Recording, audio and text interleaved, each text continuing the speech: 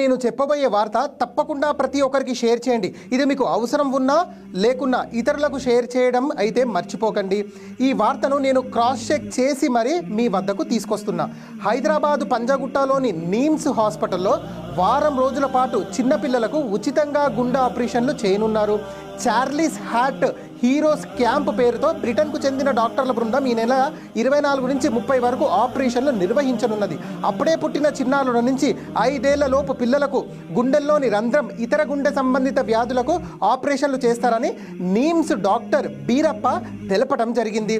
Britain doctor Ramana ఆధ్వర్యంలో 10 మంది